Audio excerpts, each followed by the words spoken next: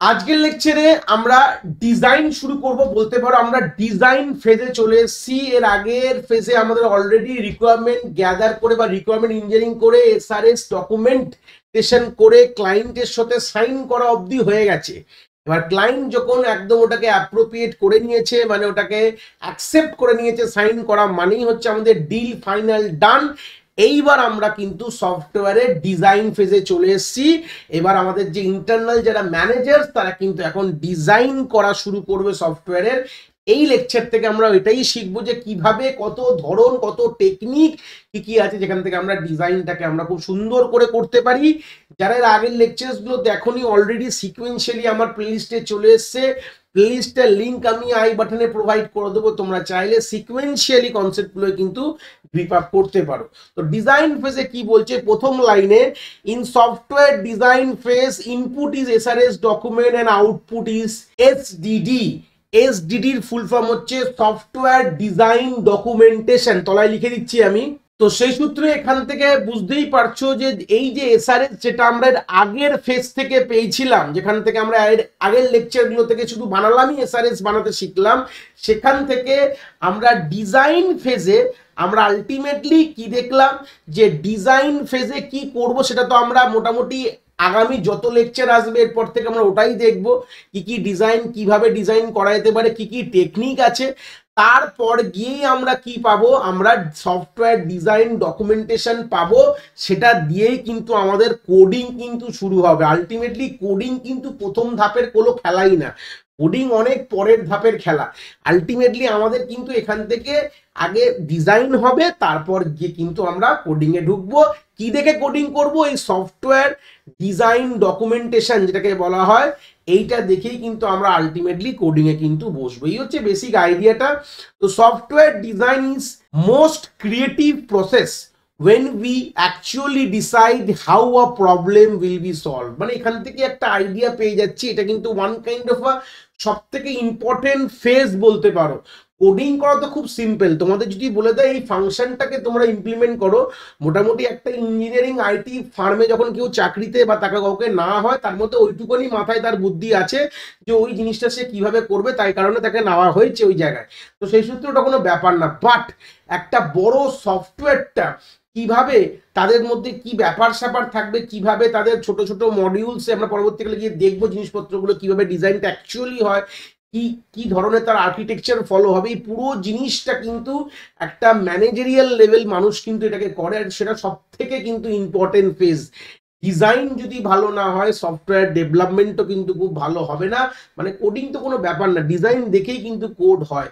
তো এইটাই ডিজাইন বলতে গেলে তোমার ফান ইউআই মানে ফ্রন্ট এন্ডের কথা ভাববে না, মানে একটা সফটওয়্যারের মধ্যে কি কি জিনিস, সিম্পল যদি বলি একটা ধরে নাও, আমি একটা হাইপোথেটিক্যাল কথা যদি বলি, এটা স্টুডেন্টের ইনফরমেশন ধরে নাও, স্টুডেন্ট ম্যানেজমেন্ট যদি কোনো সিস্টেম আমি বানাতে যাই, তাহলে এখানে কি কি জিনিস, কতগুলো আমাদের টেবিল থাকতে পারে, হ্যাঁ, তাদের মধ্যে কি সম্পর্ক থাকবে, কি কতগুলো ফাংশনালিটি থাকবে, সেই ফাংশনালিটির মধ্যে কম্পোনেন্টসগুলো কিভাবে ইন্টারঅ্যাক্ট করবে, তার সিকিউরিটি মেকানিজম কি থাকবে, এই পুরো ব্যাপারটা এরকম আরো ব্লা ব্লা ব্লা অনেক ব্যাপার রয়েছে। এটাই কিন্তু আমরা ডিজাইন করতে হয়। এর পুরো ফ্লোটা, আর্কিটেকচারাল ফ্লোটা পুরো ডিজাইন করতে হবে, ছোট ছোট মডিউলসে ডিভাইড করতে হবে, ইন্ডিপেন্ডেন্ট ফাংশনাল মডিউলসে, তাহলে গিয়ে তো আলটিমেটলি সুন্দর একটা সফটওয়্যার তৈরি হবে। তো এটাই সব থেকে যেটা বলছে মোস্ট ক্রিয়েটিভ প্রসেস কিন্তু বলছে, মানে এটাই বলতে পারো যে আলটিমেটলি সব থেকে ইম্পর্টেন্ট ক্রুশিয়াল এবং ক্রিয়েটিভ, যে যত ভালোভাবে করতে পারবে তত কিন্তু আলটিমেটলি এর ফেসটা কিন্তু ভালো হবে। তো ক্যারেক্টারিস্টিক অফ গুড ডিজাইনের কথা কি বলছে ফার্স্ট পয়েন্টে,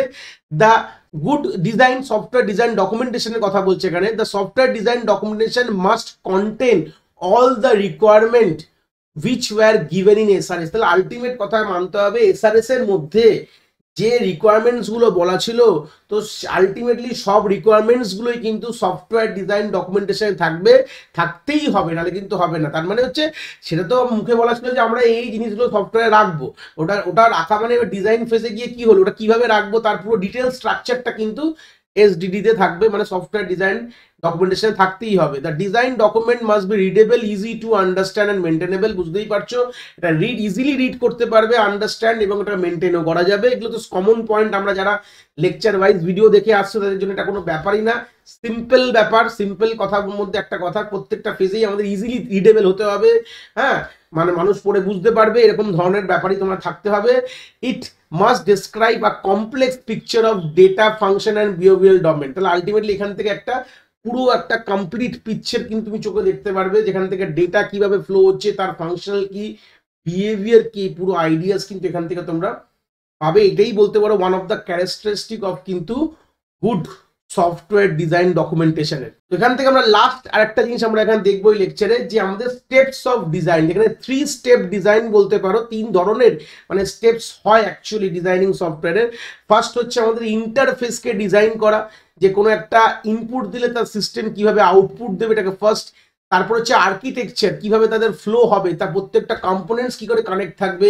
তারপর হচ্ছে ডিটেল ডিজাইন। তো 3টে ফেজের ডিজাইনে ভাগ করা হয়েছে বা স্টেপস অফ ডিজাইন বলতে পারো। প্রথমে আমরা ইন্টারফেস ডিজাইন করব, তারপর আমরা আর্কিটেকচার ডিজাইন করব, তারপর আমরা ইন ডিটেল ইন ডেপথ সেই আর্কিটেকচারের যে ফাংশনালিটি গুলো কিন্তু আমরা ডিজাইন করবো। এটা খুব এইভাবে একটা জিনিসটা তোমরা বুঝতে পারো। আমরা পরের লেকচার অনওয়ার্ডস ইন্ডিভিজুয়াল ডিজাইন গুলোকে ভালো করে ডিটেলসে শিখবো, যেখানে ইন্টারফেস ডিজাইন কি করে করতে হয়, আর্কিটেকচারাল ডিজাইন এবং ডিটেল ডিজাইন, এগুলো স্টেপ বাই স্টেপ কিন্তু দেখবো, চিন্তার বিষয় নেই। বাট এখান থেকে একটা আইডিয়া পেয়ে গেলাম যে একটা সিস্টেম মধ্যে এইটুকু ভাবো, একটা হোল সিস্টেম কি ইনপুট নেবে, তার বিনিময়ে কি আউটপুট দেবে, তার ভেতরে কি কি সাব কম্পোনেন্ট সিস্টেম, সেটাকে আর্কিটেকচার ডিজাইন বলি।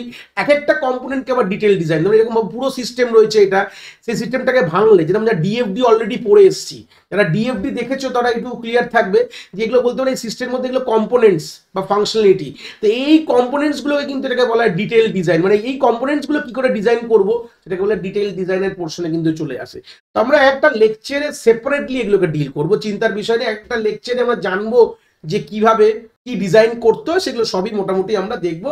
তো এই ছিল বলতে পারো আমাদের কনসেপ্ট অফ ডিজাইন, কিভাবে আমরা সফটওয়্যার ডিজাইন করতে পারি, কাকে বলে সফটওয়্যার ডিজাইনিং কনসেপ্ট, বা তার ক্যারেক্টারিস্টিক কি হতে পারে সফটওয়্যার ডিজাইন ডকুমেন্টেশনসের, আর কত ধরনের ডিজাইন হতে পারে। আশা করি কনসেপ্টটা তোমরা এখান থেকে খুব ভালো করে বুঝতে পেরেছো।